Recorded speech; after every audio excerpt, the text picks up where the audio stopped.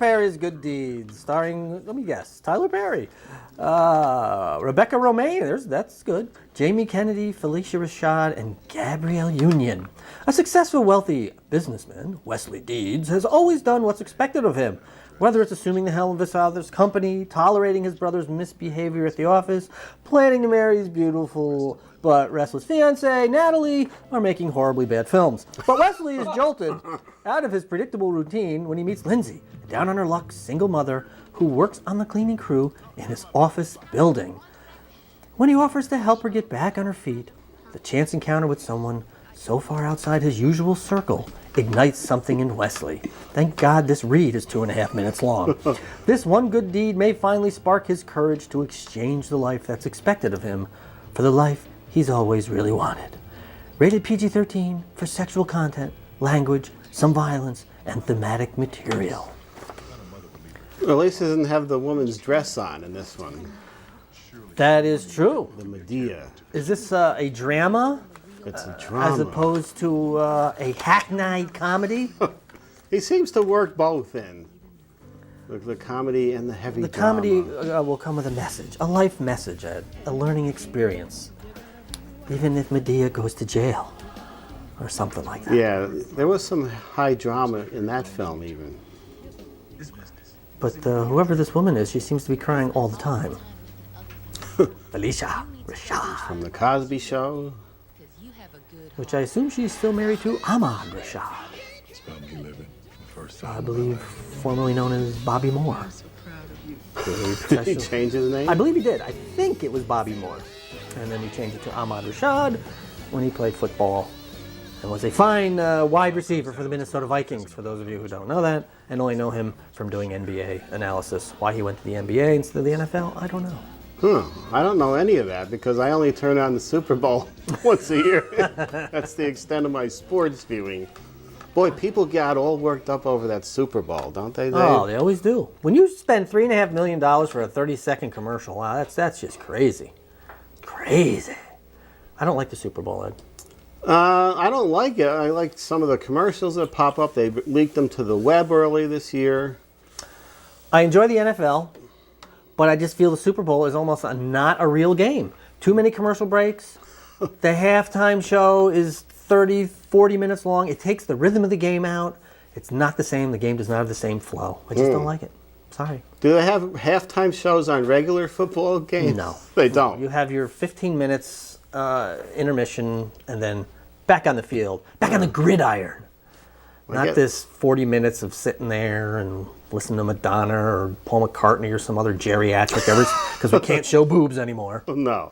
So we got to go to the old folks. I can remember sitting in the couch reading the Entertainment magazine while the Super Bowl was on that year, and I looked out of the corner of my eye. I thought I saw something up there, but I wasn't paying attention really. There, now you know. You got to pay attention. Yeah. Who knows what Madonna's going to be ripping off? Oh no. Well, she'll have those cone bras on. They'll cover everything. Oh, wait a minute. It already happened. Oh, she did. Yeah. Yeah. She had those on. Yeah, that was quite shocking, Ed. What happened? Yes. All right, what's going on? We got, how many left? Yours. Mine is next? Where is it, Ed? 2. Don't we have 2? Wanderlust. What's it doing over there? Yeah, okay, Wanderlust. There it is. Paul Rudd, Jennifer Aniston, Justin Theroux, and Alan Alda. George and Linda are an overextended, stressed-out Manhattan couple. After George is downsized out of his job, they find themselves with only one option: to move in with George's awful brother in Atlanta. Oh. On the way there, George and Linda stumble upon Elysium, an idyllic community populated by colorful characters who embrace a different way of looking at things. Money, it can't buy happiness. Careers, who needs them? Clothes, only if you want them. Oh, hello. Is Elysium the fresh start George and Linda need, or will the change of perspective cause more problems than it solves? Rated R for sexual content, graphic nudity, language, and drug use. I'm betting Jennifer Aniston is not showing any graphic nudity. Well, there's supposed to be 2 topless scenes of Jennifer Aniston. Come on. There is. Really? Now that and Alan Alda would be a draw. That's the graphic nudity. There you go. Anytime it says graphic nudity, that means a man's organ is going to be seen. That's what's graphic? We can only hope it's Alan Alda's. Why? I don't know. That would be very graphic. Maybe this is the graphic nudity. Yeah, that teat right there that they were. Oh, age is a terrible thing. Young Hawkeye Pierce there, graying in the community. Oh.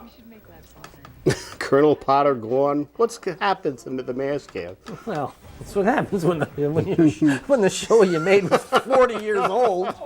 People age. I guess that happens. It's a shame. It'll happen, I said. Someone will stumble upon this on YouTube 50 years from now. Whatever happened to those guys? Our image is out there for eternity, Dave. That's right. Some people like it, some people don't. But, well, this looks like the highlight of the President's Day weekend, man. I'm afraid to say. Toilet humor. Some of my favorite. Well, it's rated R, right? And it has graphic nudity and Jennifer Aniston. Yeah. So let's hope that the combination works well together. It works better than all the other ones. The Navy SEAL film, Tyler Perry, and Gone, with Amanda Seyfried, which we ran out of gas halfway through. All right. All right, Ed, what do you got next on the We've list? got DVD releases, then the Oscars. I love the DVD releases. Puss in Boots. With a new feature, The Three Diablos. That is Antonio. That's his names combined. Antonio Banderas as Puss in Boots. Did fairly well at the theater. This did not. J. Edgar. I don't think, right? I don't believe it did. Clint Eastwood film, too. Somebody said it was one of the best films of the year. But we disagree here.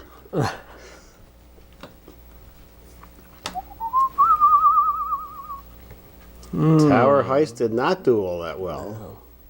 Look at that stellar cast. Alan Alda again. Uh-oh. That's right. You might want to... Gabrielle, what's her name? Sidibe? Oh, yes. Matthew Broderick. Wow. A lot of people. Martha, Marcy, Macy, May, Marlene, Mahonigan. Oh. This is the one with the Olsen sister. The good one. The one that can act. The one that can act in several nude scenes. What? Several nude scenes. Several? How graphic? I can't remember. We'll have to check MrSkin.com. Oh. Wow. What? The other one's disappeared, and she's becoming a fairly decent actress. Tearing down the wall of purity amongst the Olsen clan. I believe she's coming up in another film in 2 weeks or so. Really? Yeah. Little horror movie. I may have to see this film, Ed. Honey 2. For those of you that enjoyed Honey 1. And honey, I love you. With Jessica Alba. And I'm doing fine. We're demanding. And honey, I miss you. We should make a web series out of that Honey song. It was very depressing. Bobby Goldsboro. Honey 2. A taste of honey, tasty but sweeter than wine. Underdog. I think I have one of these, but it wasn't the complete series. Who did the voice of Underdog? It wasn't Wally Cox. Wally was it? Cox. Was it? Okay. Who was also Tennessee Tuxedo. I love Tennessee Tuxedo. Well, you'll have a fine time next week. Then. Oh, really? Oh, I can't wait. I'll probably buy the complete series. No, was of he Underdog. Tennessee Tuxedo? No, he wasn't. That was Don Adams. That was Don Adams. Oh, I'm sorry. Do you still like Tennessee I Tuxedo? still like Tennessee Tuxedo. You forgot who it was, though. I liked Wally Cox as Underdog. Yes. Here he comes to save the day. That's Mighty Mouse. Whatever.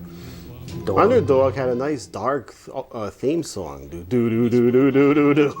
With the big monster that's right. crushing the building. Underdog. Oh, we have it? Oh, that's right. Because underdog,